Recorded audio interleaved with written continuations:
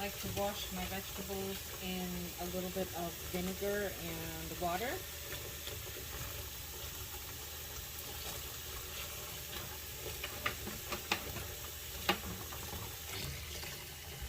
Banana peppers that I picked up at the farmer's market.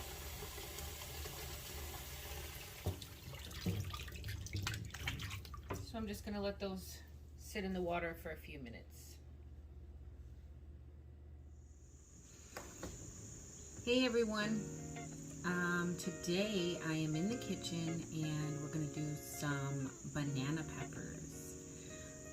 I picked up a couple of bags of peppers from the farmer's market, and I decided that I'm going to go ahead and pickle some banana rings and also do some marinated peppers. So I'm not going to do the marinated peppers today, but I am going to do the pepper rings. I just did peach butter and now I'm going to do pepper rings. So I originally was going to use the recipe out of the book, which is my USDA canning book.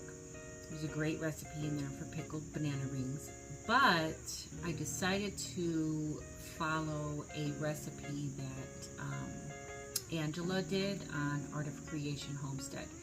She's a great homesteader. She has lots of great recipes, easy to follow, and I love to use her recipes. So I will leave a link for her channel in the description, but we're going to do that recipe today. So I'm going to start with making my brine. I have my canner on the stove here and it's heating up. This is it's a Miro canner.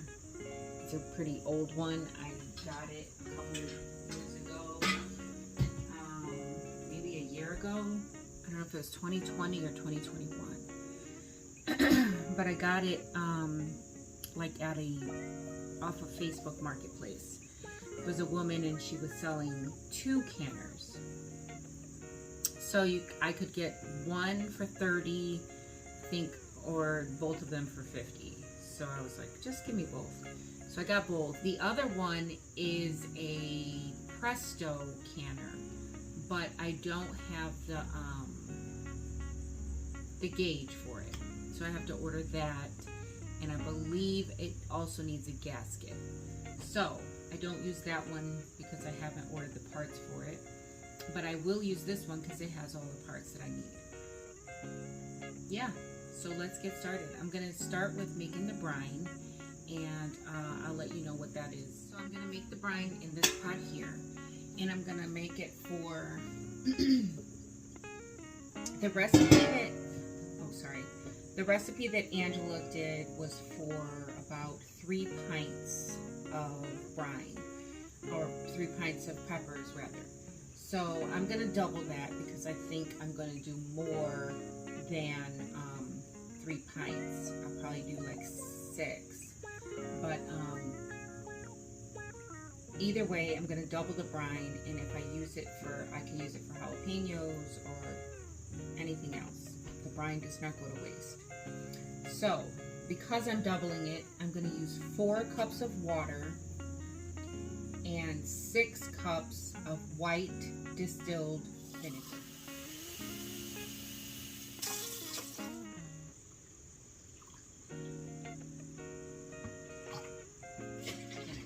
Stove. Put that on the stove on a medium heat. 4 cups of water, 6 cups of vinegar. Okay, so now that my water and my vinegar are on the stove, I'm going to put 3 tablespoons of pickling salt and 2 tablespoons of sugar. Salt that I'm using.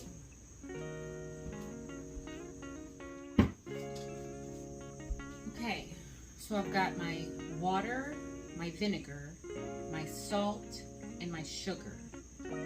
Alright, the next thing I'm going to add is, and this is optional, you can add a clove of garlic to each one of your jars. I don't have any fresh garlic, and the only garlic that I do have is in olive oil. So I'm going to skip that part. But I am going to do a half a teaspoon of turmeric in my brine.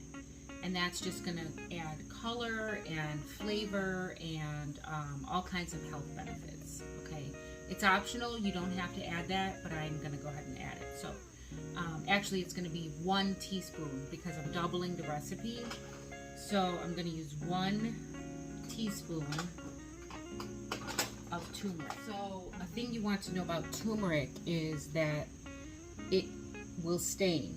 Okay, so make sure that you be very careful with it.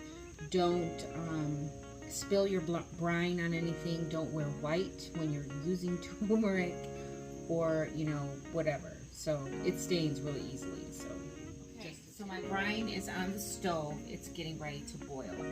You want to bring that to a boil before you use it. Okay.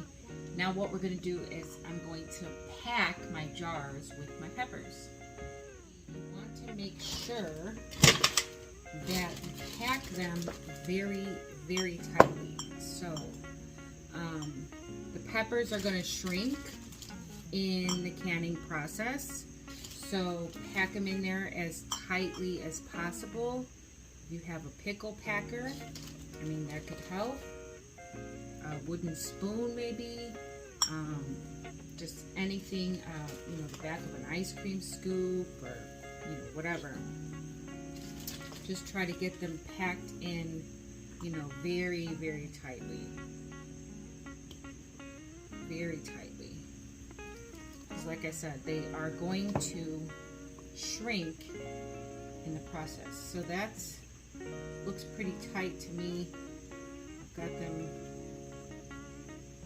maybe just a little bit more, a couple more. All right, so there we go. So that's 1. And we're gonna do a 1/2 inch headspace on these jars. All right, so I'm gonna pack the rest of my jars and then I'll be back. So my brine is just about boiling. It's not boiling yet, but we'll take a look over here. And my canner is also almost ready. Got a few bubbles coming up. So I'm going to turn that up to high. And my brine is coming to a boil. Okay. Now what I've got here is got my jar lifter, because you definitely need one of these just to be safe. This is very hot. You're dealing with hot liquids, hot jars. Everything is hot. Okay, so this jar lifter is it's for safety, it's for convenience, it's for a lot of things. You definitely have to have one of these jar lifters. Okay. I had a link on my community page for these. They were like $3.99 not too long ago. I don't know what the price is now, but I will leave a link in the description just in case. Alright, now I have here just a little bit of vinegar that I'm going to use to wipe the rims of my jars. Okay, so I'm going to use that for the jars. This is a bowl of it's a bowl of hot water with my lids. You don't want to boil your lids because you can make the ring on your lid soft. That orange part is like a ring. It's what seals your jar. So if you boil that and it gets too soft, it can create a false seal. Can create a false seal on your jars. And then I have my rings, and this is just a magnet that I picked up at the dollar store for picking up my lids. Alright, so, and then of course my funnel. Alright, so I've got 4 jars of banana peppers that I'm going to go ahead and do. And then this last jar I mixed with jalapenos and banana peppers. So I'm gonna I had very few jalapenos that were ready. So I just went ahead and picked those, and then I mixed them in with this jar of banana peppers. So this one's mixed, and then those 4 are just plain. Alright, so this is gonna come to a boil, and then I'm gonna go ahead and put it in the jars, and then I'm gonna wipe the jars, and then I'm gonna debubble the jars. So this is what I use to debubble with. As long as you don't use anything metal, you can use a wooden spoon, you can use a plastic spatula, rubber, anything that's soft, a silicone, something, so that even a chopstick or like a skewer would be fine, as long as you can stir it around and get the bubbles out, but nothing metal. Alright, so we're going to get started. The canner is starting to bubble. I'm going to shut this off.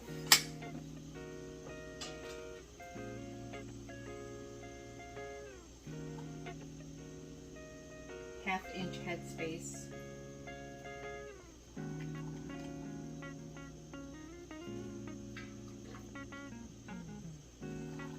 I don't have a tool, so I usually just eyeball it.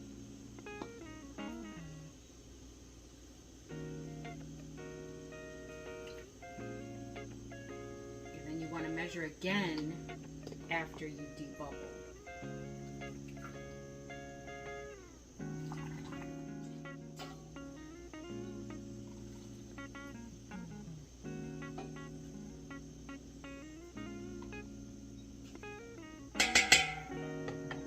So, I've got all of my jars filled. Now I'm going to go around and debubble. I'm going to make sure you get all of those bubbles out, because you don't want it to be able to seal well. Dab my paper towel into my vinegar, and then I'm going to go around the rim. And I'm going to get my lid.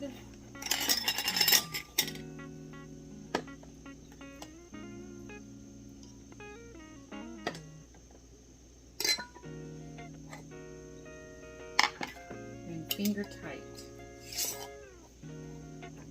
Alright, that's going to go right in the canner. Make sure that your water level is at least an inch above your jar. This is a water bath can because it has vinegar in it. So it is got the acid. It's got enough acid to be water bath canned. Okay.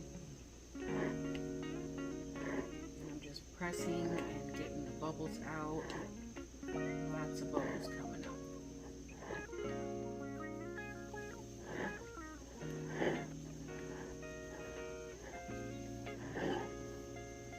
Alright. So I'm going to do all of these jars, and then we're going to take a look at it. Alright, so I've got the 5 jars in the canner, and once that comes to a rolling boil, then I will start my timer for 10 minutes.